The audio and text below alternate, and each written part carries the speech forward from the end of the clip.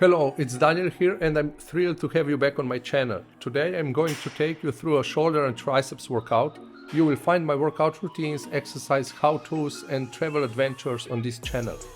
Now, no more delays, let's jump into today's session of shoulders and triceps I did on my recent Amsterdam trip. The exercise selection in this workout was made based on the equipment that was free at the time. I started with the overhead press on a Smith machine. I don't particularly like the Smith machine with the contra weight built in, but in this case it was all I had. After a few warm-up sets and a weight acclimation set, I did a few working sets here. I prefer the dumbbells for my overhead presses, but from time to time I like to switch things a little. The Smith machine provides more stability than a conventional shoulder press, therefore it takes the focus of the stabilizer muscles and puts it on the shoulders. What I see almost daily in the gym is that people are using the Smith machine for overhead presses behind the head. This is something I don't suggest you do.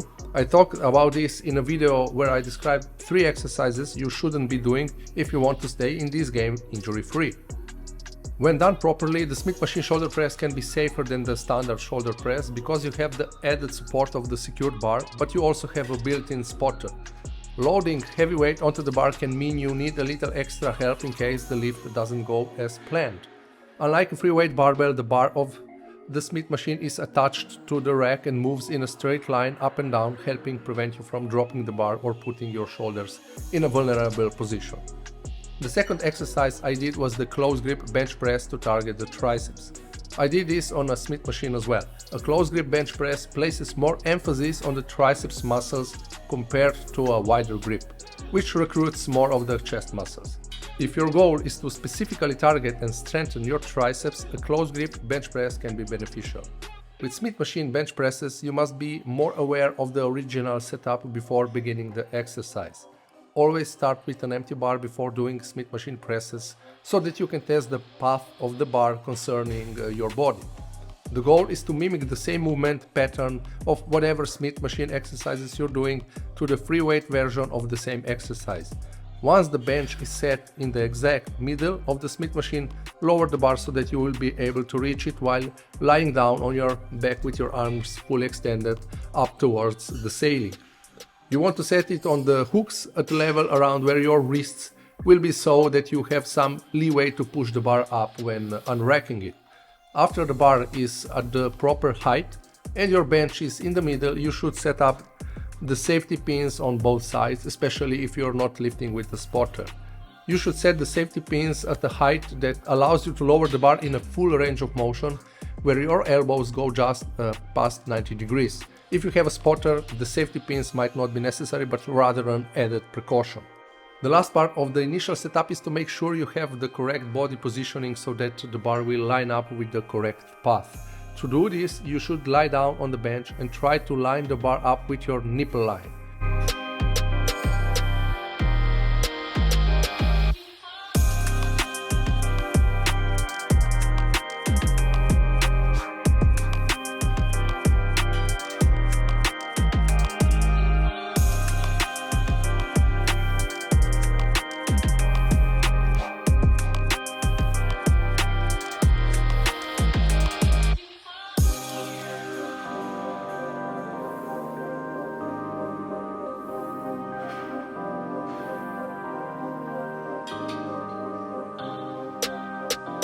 Then I went to another shoulder exercise, the cable lateral raise.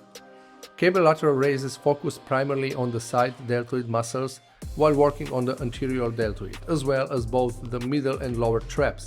You can use both arms while performing the exercise, but it's often recommended to use just one to add more difficulty to your workout and stimulate more gains.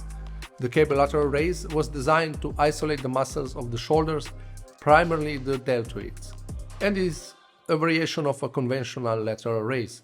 The cable lateral raise, however, is more underrated and even less famous than the dumbbell lateral raise. The primary benefit of the cable lateral raise is its ability to work the middle or medial deltoid. I like to incorporate the cable lateral raises into my training routine because it keeps constant tension on the shoulders, and to build great wide shoulders with this exercise, you don't need a tremendous amount of weight, making this exercise less prone to injury.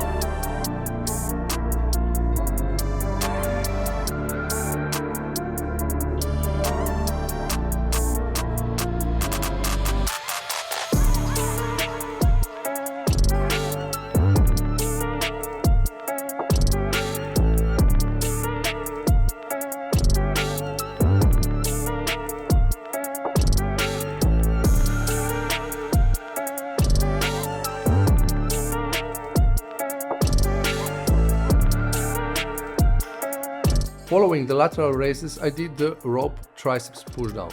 The rope allows for a further range of motion as you can pull your hands down past your sides. The rope variation will target all three heads of the tricep, which is very beneficial. I took it a step further and I attached two ropes to have an even greater range of motion, transforming this exercise in a half tricep kickback. If your gym has a longer rope attachment, consider using it, as it will increase the range of motion and allow you to work your triceps even more.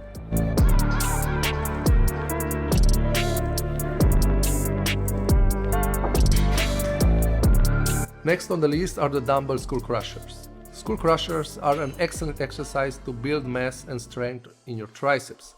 I like the dumbbell skull crushers because they allow for a greater range of motion and can place less stress on the elbows. Despite its unusual name, the skull crusher is a safe, fun and most importantly effective movement to include in your training. One of the most notable benefits of skull crushers is the excellent stretch of the tricep as you bend your arms. The long tricep head crosses the shoulder joint, bringing your arms up and bending your elbows, causing a significant growth stimulus. Another notable benefit of the movement is that it targets and isolates your triceps well, even if you don't have access to fancy training equipment. You need a pair of dumbbells and a flat surface to lie on to train and grow your triceps. Using dumbbells for the movement is beneficial because it forces both arms to work independently, leading to more balanced development.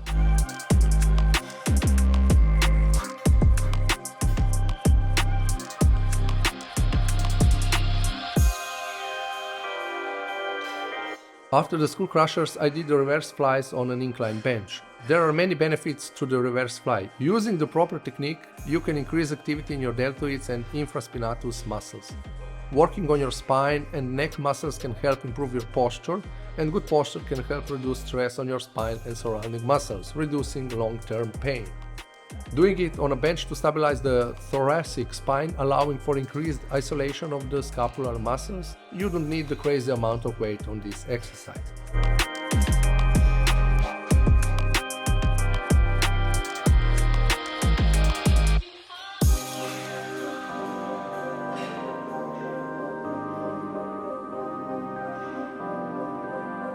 The last exercise for the triceps is the overhead dumbbell extension. This exercise targets all heads of the tricep with a particular focus on the long head and helping to strengthen shoulder stability.